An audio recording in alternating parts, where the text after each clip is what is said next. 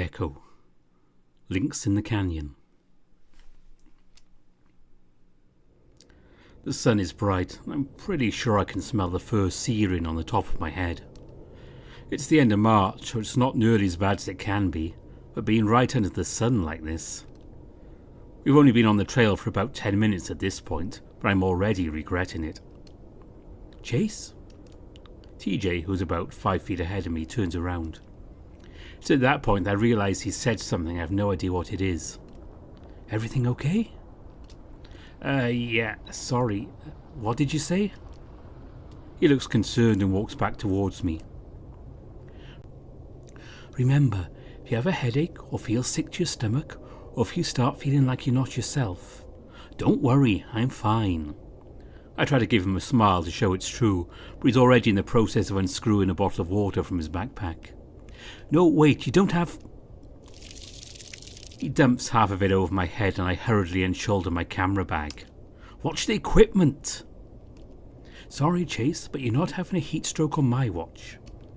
You know I've studied autophysiology. You guys don't do well in dry, hot environments. He's pretty close to me, having to dump the bottle over my head. I keep holding the bag away from my body while I look down at him, water dripping from my whiskers. Autophysiology? Yeah, it's like your body, its parts and what they do. It's a little awkward that TJ knows how my body works for some reason. Huh, so like, you studied all our parts? The attempt at humour is weak in the first place, but I realised too late that I'm talking to TJ, and he probably wouldn't have laughed even if it was funny. He looks a little taken aback. Oh, well, yeah, and we all have a different anatomy, so it's important to... He trails off, and I can tell he's blushing. He frowns at me. Are you making fun of me? What? No, I was just trying... He turns away suddenly and starts back up the trail. We should keep going, it's an all-day hike. I follow him quietly. It's hard to judge the type of expression he just had on his face. It wasn't exactly angry, more flustered. I'm pretty sure it's because he knows I like guys. Even in college, my straight male friends get uncomfortable when I joke about sex, like they think I'm coming on to them. TJ's never told me how he feels about my sexuality. In fact, I know nothing about his sexuality. I think he dated one girl in high school, but that fell apart pretty quick. She had problems fitting in, so he befriended her. Obviously, she took it as him liking her, so she asked him out. TJ, of course, couldn't say no. He's always on a quest to make other people happy. Anyway, he definitely isn't homophobic. He seemed really happy for me when he found out I was going out with Leo, and he seemed really sad when he found out that we broke up. He doesn't exactly follow any particular Christian denomination that I know of. He hasn't even weighed in on the whole Jesus species debate. From what I can gather, TJ just likes the spirituality of the whole thing. Once, Leo told me that TJ is the type of Christian that Christians always say they are, but definitely aren't. I have to agree. 2 hours later and I'm pretty sure I'm going to die. I'm practically stumbling after TJ, the Lynx 15 feet ahead of me. He doesn't even notice either, cheerfully marching along up the steep trail and over rocks as if they aren't even there. I'm dying. Literally dying. My foot slips and I faceplant. I lay there, waiting for TJ's god to take me. Chase! I hear some stumbling and TJ slides up next to my body, sending a cascade of gravel over my head. Oh my gosh, are you okay?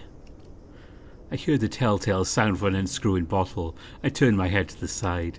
No. A gush of water hits me right in the face and I jerk up, sputtering and wiping at my eyes. For the love of God, TJ, stop it. Let's get you to some shade. He grabs me around the arms and starts dragging me towards a big boulder. Calm down, I can walk. Are you sure? Yes. TJ's looking incredibly worried right now, hovering over me as I make my way to sit against the boulder. Dude, I'm fine. I'm just tired. I don't know how you do it. TJ keeps watching me. Once I sit down, he kneels next to me, then runs his paw through the fur on my forehead, feeling it with his paw pads.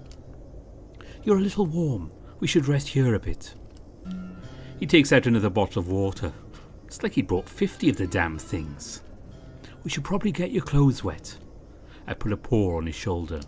TJ, calm down. I'm fine. You sure? Because... TJ! He stops babbling and looks me in the eye, the water bottle in one paw, the cap in the other. What's up? He looks at me for a second, then breaks eye contact, slowly screwing the cap back on the bottle. Sorry, I just want to make sure you're okay. I'm the one who asked you to come. Relax, I'm just being a little dramatic. Alright, if you're sure. I am, but I could use a drink. He hands me the bottle. Good idea. Are you making sure to drink a lot? I have plenty. Yep, my piss is crystal clear. TJ's muzzle quirks as I take a long draught of water from the bottle. I cap it and burp. You know what? I think it's because I'm starving. When are we going to eat? Not yet. We have to make it to the top first. I have some granola bars, though. Ew, dude. I'm hungry for real food. It is real food. Anyway, it'll be so much better if we do it at the top. Besides, this is the hardest part, and it's almost over. It's all downhill after this. Literally. I can tell he's getting anxious to start moving again, so I take one last gulp and get up. I don't get how you're so damn unaffected by the heat. Oh, I am. I'm just keeping wet. While he talks, he starts pouring water on his shirt. It slicks to his torso, showing off his tight chest and flat stomach, his navel a dark indent through the fabric. I make sure they don't stare too long, not wanting to make him feel awkward again. Either way, I can feel my crotch area getting a little tight.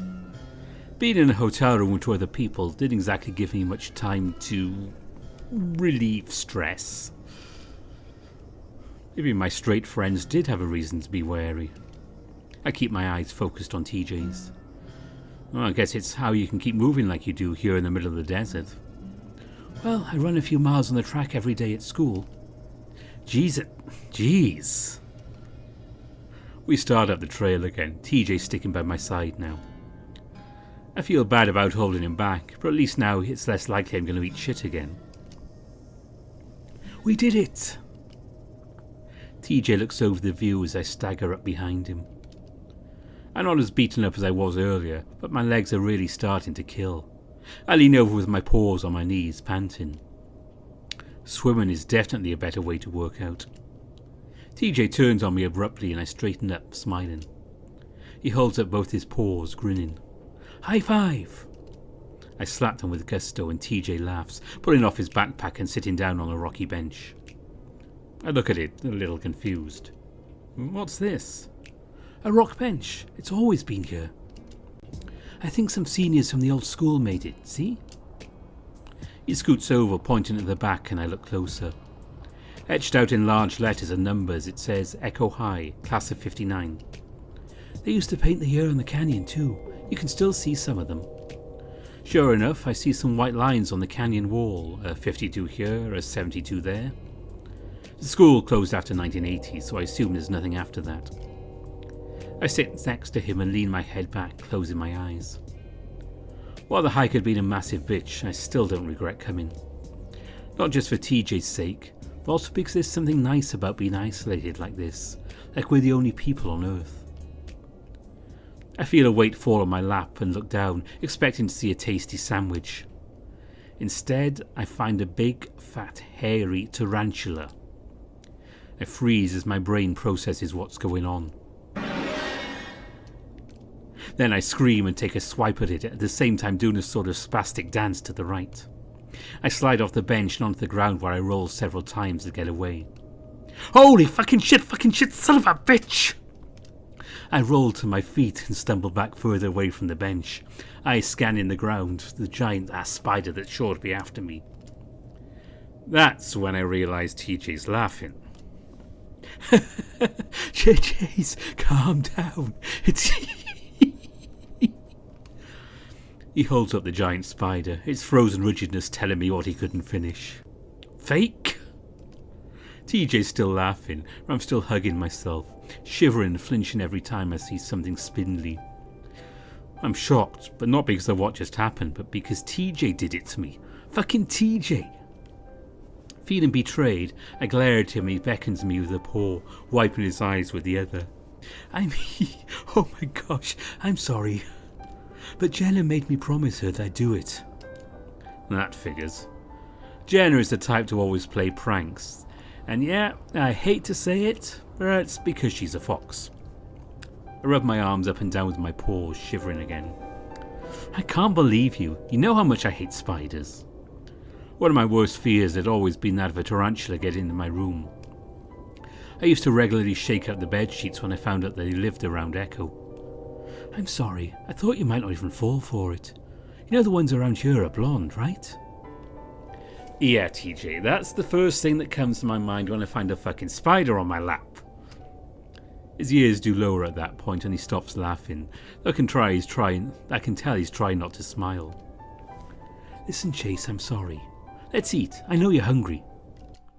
My stomach is painfully hollow right now, so I slowly walk back to the bench. I try hard not to be such a spoilsport as I reach out to take my plastic wrapped sandwich from TJ. He squirts some hand sanitizer in a little bottle on my paws first before he lets me. We share a bag of chips and eat quietly for a few minutes, just taking in the nature. Still, even out here I'm able to hear the train horns. I feel bad about the silence though, since I'm worried TJ will think that I'm mad at him. I mean, I'm annoyed, but he's just too damn innocent to be actually angry with. The sun's beating straight down on us at this point, and it's uncomfortable feeling my semi-damp shirt rubbing up against my fur.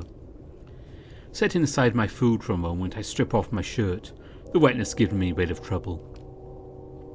As I do this, TJ stiffens up next to me. I look over at him and right away it's pretty clear he's trying not to look at me.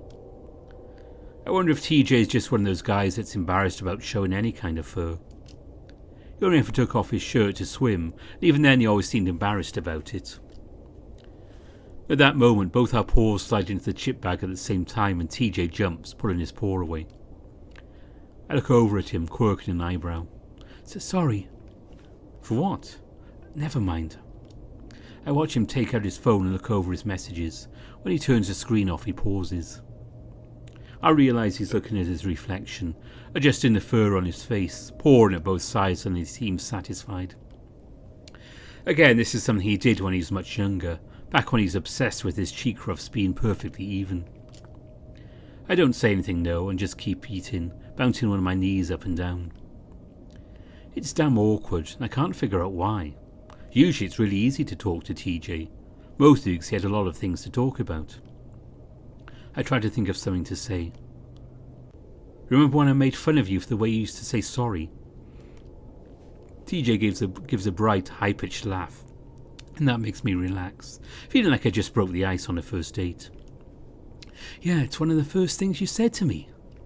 I was trying so hard to fit in, and you just put me on the spot in front of everyone. The scene plays out in my mind as TJ talks, the image of a 7-year-old Lynx looking way too small for his puffy winter fur. He just backed into me while trying to catch a ball thrown by Leo, and I turned around full of smiles. Sorry, I pointed out and laughed. Don't you mean sorry? That mortified look followed by what would become TJ's trademark run back home crying. I must have practiced that word 100 times when I got back home. There's a little pang in my heart at the image of kid TJ saying sorry over and over again, trying to get it right. Well, I'm sorry for making fun of you for it. Why? It was so long ago. Besides, you were just assimilating me into the culture. Sort of. If it makes you feel better, Leo did get mad at me after he ran away. TJ's having trouble keeping his lettuce-wrapped turkey together. So, you and him, doing all right? I think so. We had a good talk a few days ago. That's good. He gives up on holding the wrap together, instead just starts picking up the remnants from the plastic.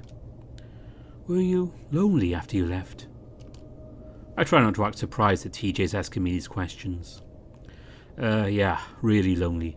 I had a terrible first semester. What about now? Kind of. I guess I just haven't been able to find someone I connect with like I did Leo. Then again, the GSA at the university is practically dead, so who knows? Maybe after I graduate. We eat in silence for a while longer, and though it's less awkward, I'm still trying to figure out what brought TJ to ask me these questions. I crumble up the plastic and toss it in my backpack before getting up. Alright, now I've got to find a good view to get my shots. It shouldn't take too long. Oh, there's a great view of the canyon just up the trail there. He gestures in that direction with a half-eaten wrap. I wave to let him know I heard and make my way up the trail. The town's namesake isn't much of a canyon. You probably won't even realise it is one without being told. I sidle up as close to the edge as I'm willing, taking a look over the side. Feet press pebbles over the side. They clatter down the edge of the cliff. It's dizzying, and I dig my toes into the rocks, feeling as if I'm going to tip over. Tears and rain mingle, finally letting go, going limp. Wind giving the final push. I back away. Impact. Instead of release, pain. I feel the buzzing starting up in my head again, and I sigh as I bend over and reach into my camera bag. I almost wish I could stay here until sunset, since the canyon would be a great backdrop for it. But I definitely don't want to hike back in the middle of the night. It doesn't take long, and about 5 minutes later I've got all the footage I need. Hiking all this way definitely isn't worth it. Of course, that's not the reason why I did it. You finished? TJ walks up behind me as I'm bending over to put my camera away. Yep. He hands me a water bottle and I take it from him gratefully, pouring it over my head and chest, the fur flattening down over my body.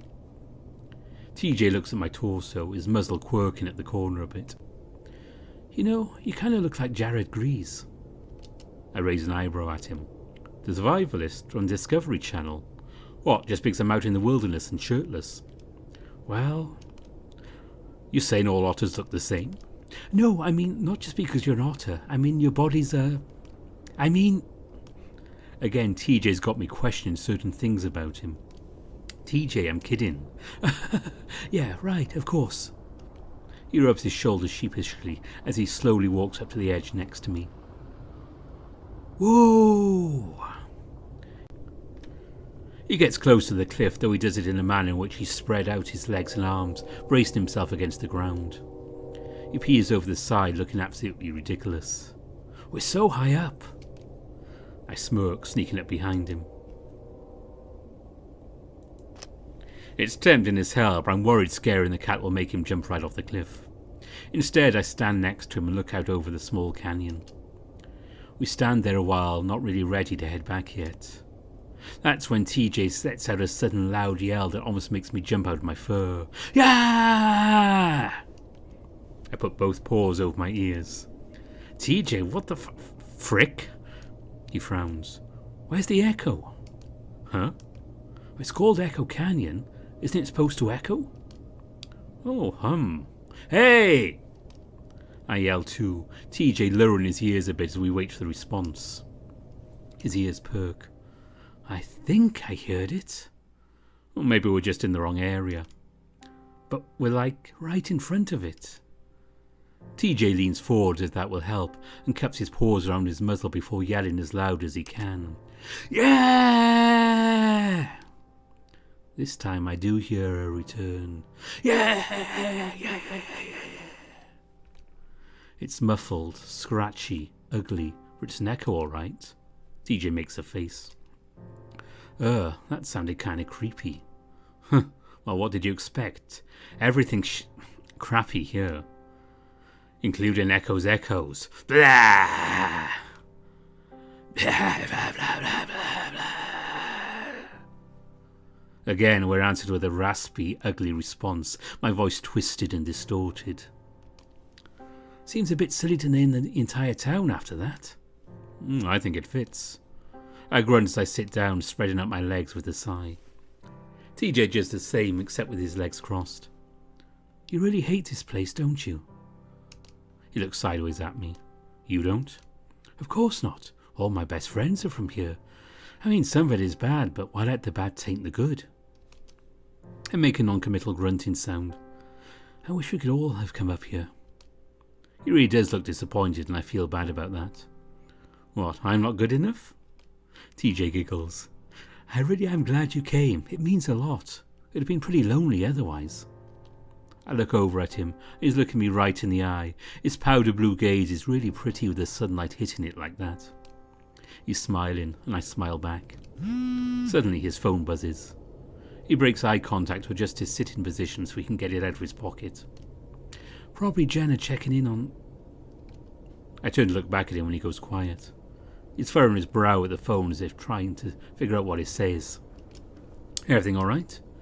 Slowly his face relaxes, but now his expression is dull, his eyes glazed over. TJ? I start to lean sideways to get a look at what the message might be, but TJ quickly shoves it back into his pocket. Nothing, just a long message from my mom. I can tell right away he's lying, which is fucking crazy, as I don't think TJ's ever lied to me, at least not so easily. Is it bad? No, just something about when I come home for the summer. Oh, okay. It's weird because I know he's lying. He probably knows I know he's lying, but still, here we are, playing along. He stares quietly at the canyon for a few seconds, then stands up, brushing himself off. All right, let's go. The cheerfulness in his voice is forced. It just sounds like he's about to cry. Like I said, it's all downhill from here, literally. He turns away quickly and starts back down the trail, wiping his face. I hang back, wanting to give him time to get over whatever it is that's bothering him. I wonder if it's something to do with family, like a grandparent passing away or something. I'd feel too intrusive asking about it now, so I decide to put it off until tomorrow.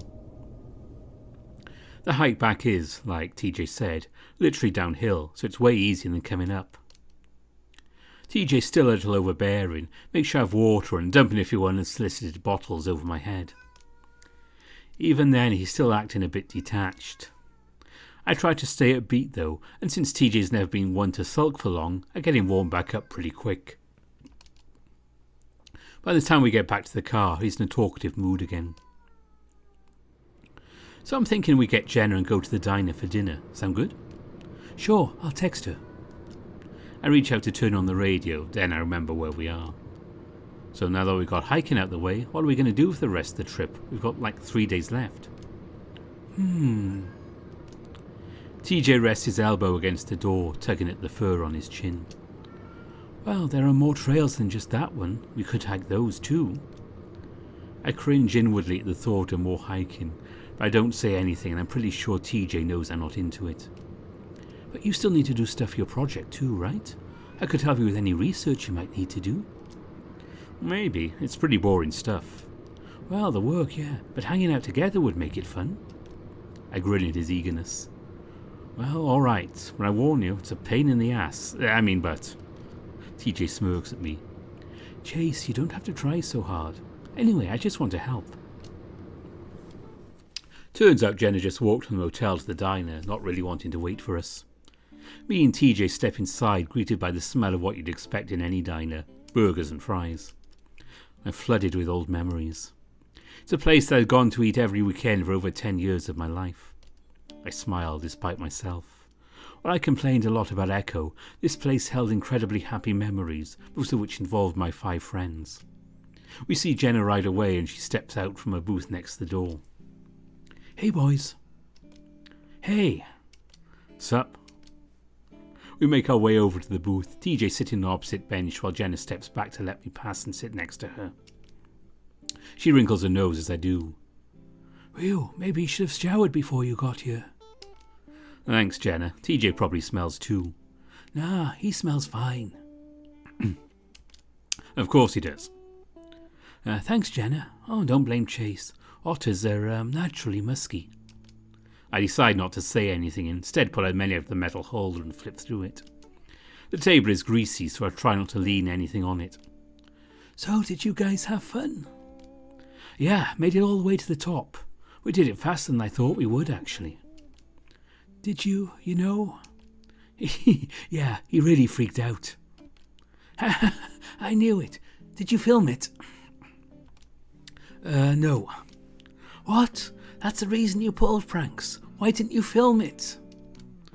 I forgot. I glare at the menu. Shouldn't let her corrupt you so easily, TJ. I try to think of some Satan metaphor that I can use. That's when the giant plastic spider lands with a smack on top of the menu I'm looking at. Yeah! I can't help myself and shove the menu and spider away from myself to fall over onto TJ's bench. I look up and Jen is filming with her phone, grinning. Stop it! I half-heartedly grab at the phone, but Jenna easily pulls it away. Oh my world, is that Chase? I look up to see the massive girth of an old coyote making her way from the back kitchen and around the counter. And Jenna and Tobias too. So many high-pitched voices. Hi, Janice. I smile politely, only now realising how loud our bantering must be in the small diner. Now what in the world are you all doing back here? Thought we wouldn't see you again after your graduation. I've known Janice as long as I can remember, who haven't always worked in this diner. In fact, she started here when she was about our age. Just like most of the town, though, once you're comfortable, you don't move much.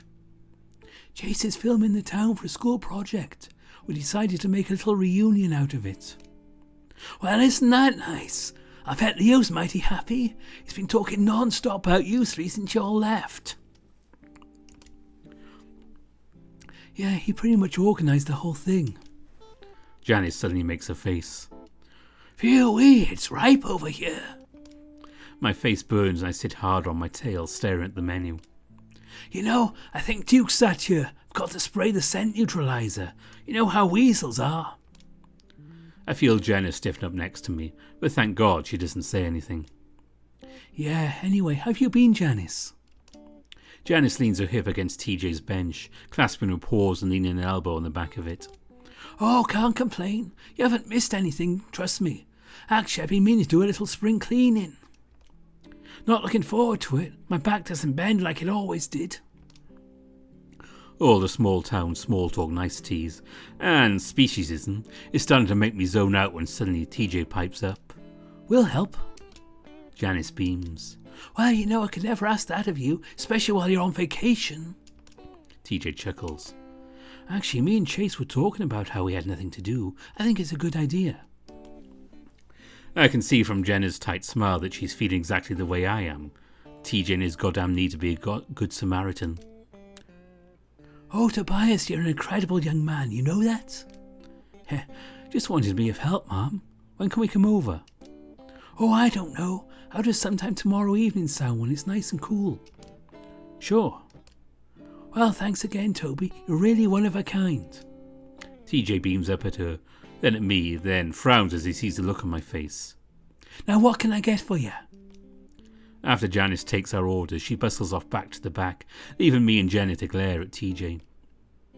TJ, at first, pretends he doesn't notice and starts to adjust the salt and pepper shakers, trying to place them evenly between the menu holder. Well, that was nice seeing her again. We don't say anything. Finally, the tension becomes too much and he gives up on the salt and pepper shakers, look up at us. What? You know exactly what. We didn't come here to clean up Echo's mess. Speaking of which... Jenna reaches past me to grab a towelette and starts wiping our table, wrinkling her snout. Disgusting. There's no harm in helping someone. Chase, you told me you didn't know what else we could do. TJ starts to doodle on a napkin with one of the colouring pencils from the pack they leave on the tables. Honestly, Tej, I'd rather hike another trail. Please don't. I'm marinating your otter musk right now. God damn it. Chase! Glaring, I nudge Jenna to slide off the bench so I can get out. When she does, I stomp my way over to the single restroom. I sigh as I let the heavy door ease shut behind me, pressing on the push-button style lock. The quiet coolness is a welcome relief, even if it is a restroom. I put my palms to my eyes and rub them in circular motions, trying to ease the headache that has been building up since the afternoon. I stand in front of the sink and run my paws under the faucet for a while before bringing some water up to my face. It feels good, but the headache continues to pound. In fact, it feels like it's getting worse. I squint at the mirror, the light suddenly becoming too bright for my eyes. Is this a migraine? I've never had one before, have I? I continue staring at my face, feeling the pressure build. Pretty soon there's a strange sound in my ears, like a tune in orchestra, and I feel my heart rate pick up. What the hell? Is this a stroke? Am I having a stroke? At that moment, looking at myself in the mirror, my eyes just drop. They move in towards the centre of my face. At the same time, the sides of my muzzle curve up unbelievably high, giving me a ghastly smile, one that goes up and up past the top of my head. Fleetingly, I remember playing with my laptop's camera once, putting on some effects so that my face would distort in ridiculous ways. Looks almost exactly like that. Then the earth gives way, falls out from under me, and my paws slap the sink as I hold on to it to stop from falling sideways into the wall. The fuck? My voice squeaks as I try to find my footing. I shut my eyes to stop myself from throwing up, and slowly the roaring dies down and I feel myself regain my balance. I crack my eyes open and I see my face is back to normal, the light at a tolerable level again. I open my eyes the rest of the way and stare at myself, my reflection staring wide-eyed back. I'm breathing hard, my chest heaving, pupils dilated. Looking down at my knuckles, I see the skin is white through the fur. I slowly let go of the sink and look at my shaking paws. What the hell? My muzzle is dry and I swallow a few times. I take a drink, but I don't trust the dirty faucet. After a few moments, I'm able to calm down, realize I'm probably not dying. In fact, my head feels pretty clear at the moment. I'm pretty sure it's a migraine. Migraines can do that to people, right? I draw in a shaky breath again before grabbing a few paper towels from the dispenser. I run them lightly into the water, adding a few pumps of foamy soap as well. Mom has migraines all the time. I'll call her about it tomorrow. Able to keep my paws steady now, I run the soaped up towel under my arms a few times. After a quick look to make sure the door is locked, I undo my belt and push down my pants and boxers to around my thighs. If I really want to take care of the musk smell, I'm going to have to go down under. I run a few more paper towels under the faucet and soap dispenser. Just as I'm sliding the towel against my tail base, I hear a knock and the lever-style handle rattle. I jump and look back, not really worried since I know it's locked. Because this place is a fucking piece of shit, I'm just in time to see the button lock pop out. The handle swings down, the door opens up enough for a Lynx's head to poke through. There I am, pants down, a paper towel under my tail, looking like I'm wiping my ass while I moon my Christian best friend. I think we stay like that for at least 10 seconds before TJ blinks first. Oh my gosh, sorry. He squeaks it out so fast I barely hear it before he yanks his head until the door closes with a snap. Fuck, fucking fuck, fuck! I snarl between my teeth. I scrub myself and throw away the towel. I feel like I'm going to cry. It's like the entire universe is conspiring against me right now. I sigh and wash my hands, realizing the longer I delay going out there, the stupider I'm going to look. When I come back out, I see TJ stand up immediately, eyes straight ahead as we walk past each other before he heads into the bathroom. Jenna stands up to let me back into the booth. Everything all right? Yep. As we sit back down, Jenna sips from a glass of water, then starts sucking on an ice cube. So I know TJ had fun, but did you? I drum my fingers on the table, still feeling a bit numb from embarrassment. Yeah, it was fine. About as miserable as I thought I would be, so no surprises. Honestly, I kind of wished I'd gone with you two. Oh yeah? Then I remembered that AC is a thing, so I didn't feel that way anymore. Well, at least you're built for that kind of weather.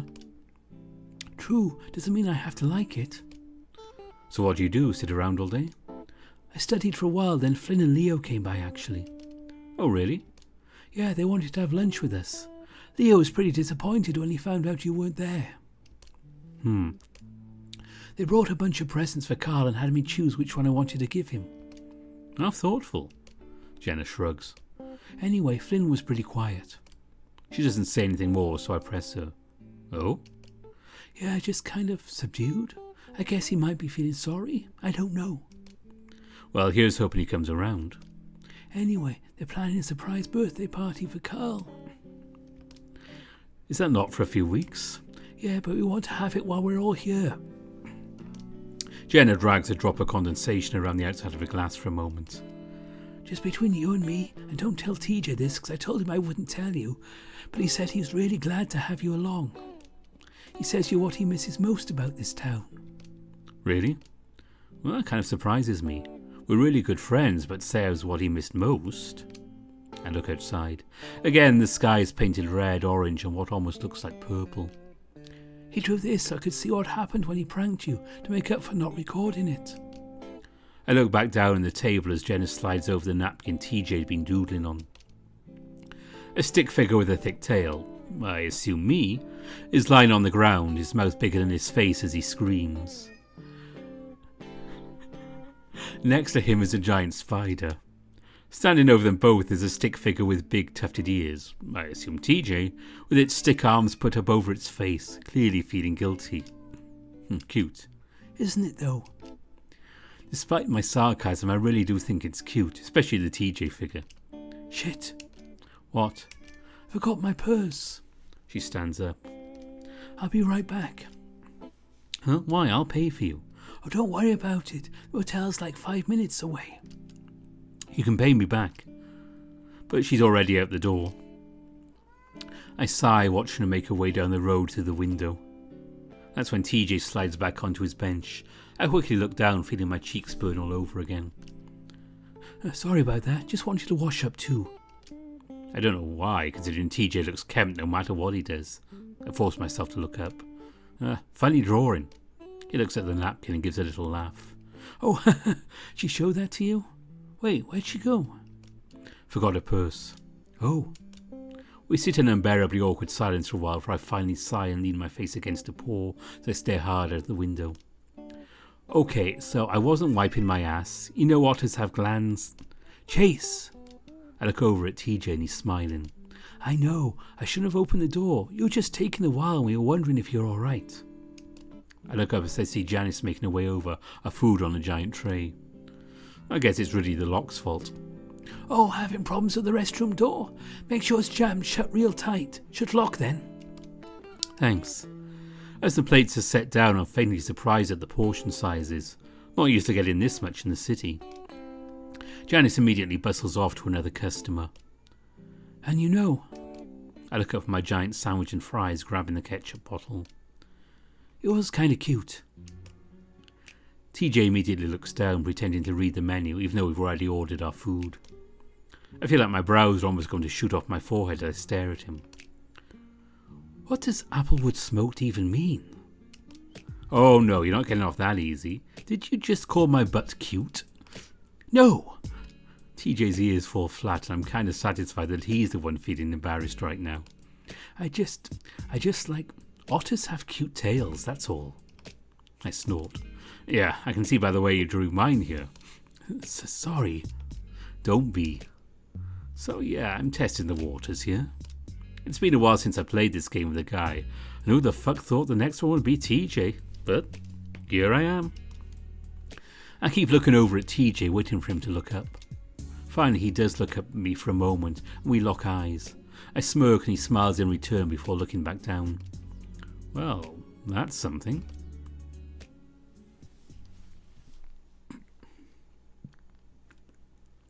I sit on a big rock next to the shore, watching the tiny waves lap at the smaller rocks. Across the lake, maybe half a mile away, I see my friends, all of them, floating on something. It's my car. They're all in my car. Leo's driving. He's got sunglasses on. Even from this distance, I see him look across the lake at me. He waves and makes a finger gun, shoots it at me, making a clicking sound with his tongue. Flynn sits next to him, head back, sleeping. Carl's drawing on his face. Jenna sits in the back and reads, and TJ... Where's TJ? There he is. He's swimming after the car. Colours fall flat. I feel sticky and sick. Something isn't right. I'm at the canyon again. I'm looking over the edge. TJ's on the ground. He's staring at me, maggots in his eyes. Something moves in the bushes next to him. Something. A paw. Is that a paw? It reaches out towards TJ. The lake. I'm staring at the lake, but the day is clear, the sky is blue, and there are things in the water. 5, 6 things float in the water. Bodies float in the water. I watch the bodies float, bobbing up and down, and one looks really familiar. This isn't right. This isn't me. What is this? Something across the lake. I see something across the lake. There's a tool shed. A tool shed is across the lake, and I see the door open. There isn't a tool shed next to the lake. Something steps out.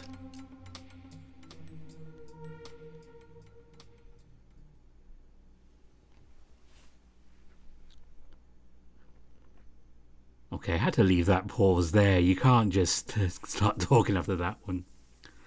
Okay, so we're just starting Wednesday here now, and that's going to be in the next video. And, you know, I'm starting to think now, that canyon thing, is that something that was going to happen in 1915? Or has happened in 1915, but we'll see it when Howley writes it? You're making these tenses difficult, Howley. Of course, now anything that sounds like that, I'm starting to wonder about. But we will find out eventually. Anyway, thanks for listening. We'll do another TJ video at some point. I'm not quite sure when. But just keep an eye out and there will be another one. Thanks for listening. Musta.